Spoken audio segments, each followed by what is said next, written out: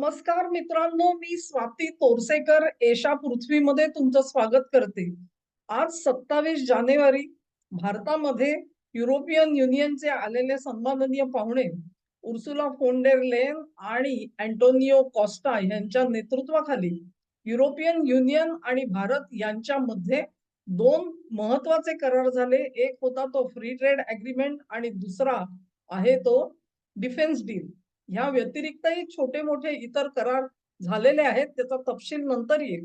हे करार झाल्यानंतर ज्याला म्हणतात ना जलबिन मछली, तशी अमेरिकेची अवस्था झालेली आहे. कारण आमच्याकडे डायनेस्ट आहेत ना सगळे, त्याला काय म्हणता तुम्ही, घराणेशाही. तर घराणेशाहीचा जो वारसदार असतो तो गृहीत धरतो की हे मी राजा, इथे मी महाराजा आहे, सगळ्यांनी मला येऊन इथे कुर्दिसात करायचंय, मुजरा करायचंय, मी आदेश देणार आणि ते आदेश पाळणार आहेत. ती अवस्था अमेरिकेची आहे. त्यांना असं वाटतंय की त्यांचं राज्य अजून चाललेलं आहे जगावरती आणि आपण बोलू तो अंतिम शब्द तो भारताने पाळला पाहिजे. नरेंद्र सरेंडर.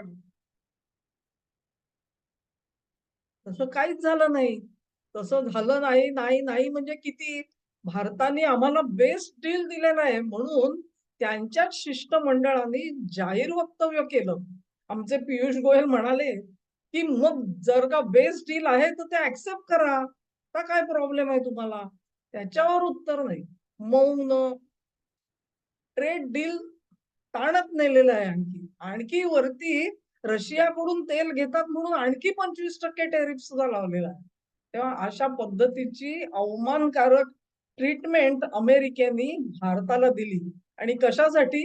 तर युरोपवरती युद्ध लादलं गेलेलं आहे. पुतीन अग्रेसर झाले, आक्रमक झाले. त्यांनी युक्रेन पादाक्रांत केला, अर्धा युक्रेन घशात घातलेला आहे. ते युद्ध थांबवायला तयार नाहीत. आणि युद्ध थांबवायचं तर केवळ भारत त्याच्यावर दडपण आणू शकतो. भारत दडपण आणायला तयार नाही, उलटा तो आणखी त्यांना मदत करतोय तेल खरेदी करून आणि म्हणून आम्ही भारतावरती टेरिफ लावतो आहोत. हे प्रतिपादन होतं, हे जस्टिफिकेशन होतं. आता काय झालं? आता ज्या युरोपाला भीती वाटत होती पुतीनची, ते थरथर थरथर कापत होते. पुतीन आमच्यावर आक्रमण कधी करेल, कधी आक्रमण करेल, म्हणून त्यांना युद्ध थांबवायचंच नव्हतं असं आपल्याला अमेरिका सांगत होती. तेही स्वतः सांगत होते तोंडाने, ती गोष्ट वेगळी. पण आता ती युरोपियन युनियनच आमच्याकडे आली आणि आमच्या बरोबर समेट झाला. तो बघितल्यानंतर अमेरिकेच्या अंगाचा तीळपापड झालेला आहे. अंगाचा तीळपापड झालाय, त्यांना सहन होत नाही. ते स्कॉट बेसेंट त्यांचे काय म्हणतात लक्ष द्या, ते म्हणतात की रशियाकडून तेल घेतात आणि युरोपियन युनियनचं युक्रेन युद्ध थांबवता येत नाहीये म्हणून आम्ही भूर्दंड सोसला. आम्ही भारतावरती 25% टेरिफ लावला. युरोप मात्र भारताकडून भारताने रशियाकडून घेतलेलं स्वस्त तेल आणि ते प्रोसेस करून हे स्वस्त दरामध्ये तेल उपभोगतायत आणि भूर्दंड मात्र आम्ही भोगला. ही कबुली दिली आता स्कॉट बेसेंट साहेब. थँक्यू. मला खूप आनंद झाला याच्यात.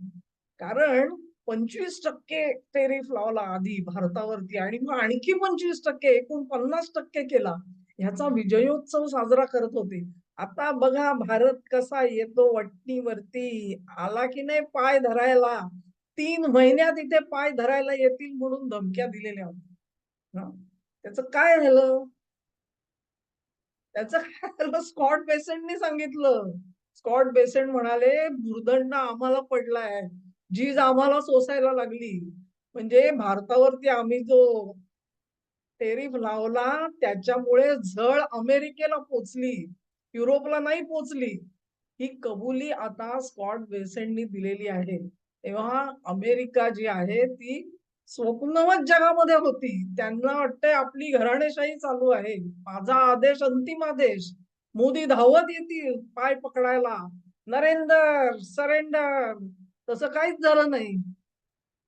आणि ह्यांनी काय केलं? ह्यांनी भूर्दंड सोसला. कोणासाठी?